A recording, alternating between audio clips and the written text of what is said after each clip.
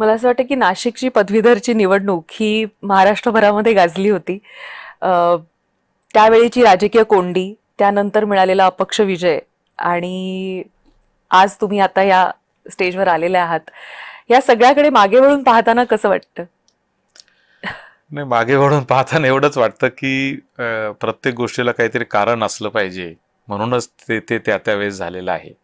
आणि मी असा व्यक्ती आहे की मी खूप प्रोसेसमध्ये बिलीव्ह न करणारा व्यक्ती आहे.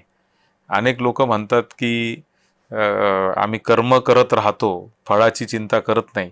असं एक साधारणतः आपल्याला लहानपणापासून शिकवलेलं असतं की चांगलं करत राहा, फळ काय, फळाची अपेक्षा ठेवू नका किंवा फळ जे भेटेल ते भेटेल.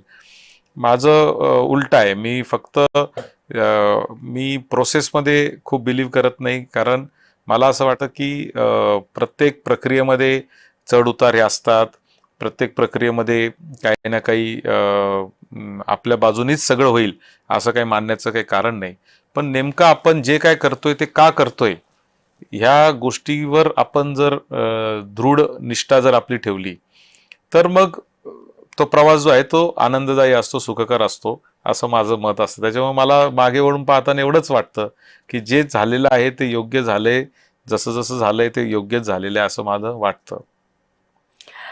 जसं मी म्हटलं की लेखकाचं मन असल्यामुळे तुम्हाला एक्सपेरिमेंट्स करायला आवडतात आणि मला वाटतं युवक काँग्रेसचं जेव्हा प्रदेशाध्यक्षपद हे आपल्या हाती होतं त्यावेळी देखील आपण अनेक एक्सपेरिमेंट्स केले होते.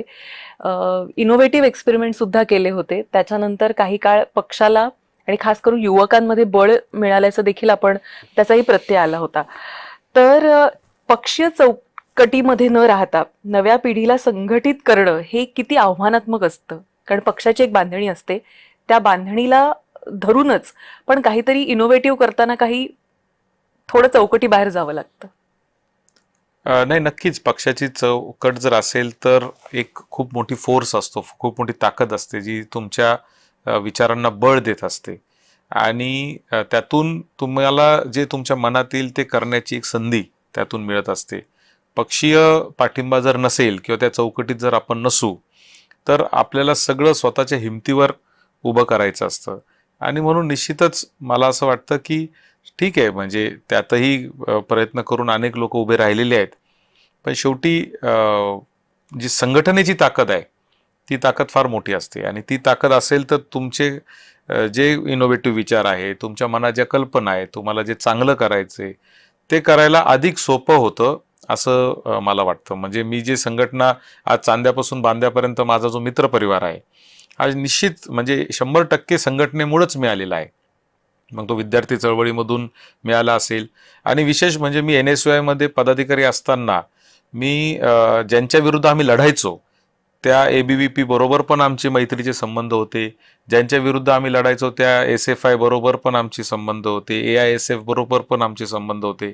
आणि कधी त्या चळवळीत असं वाटलं नाही की आपण एकमेकाचे दुश्मन आहोत. प्रत्येकजण वैचारिकदृष्ट्या वेगवेगळं होतं, परंतु ध्येय विद्यार्थ्यांचं कल्याण असं होतं. त्यामुळं ही जी संघटनेची ताकद आहे, त्याच्यामुळं मैत्री जी आहे ती प्रत्येक पक्षात, प्रत्येक संघटनेत, प्रत्येक विचारात तयार होत गेली. मात्र निश्चित असं आहे की काम जर करायचं असेल तर एक बळ आपल्या पाठीशी असावं लागतं, आणि ते पक्षी असेल तर निश्चित त्याचा फायदा होतो.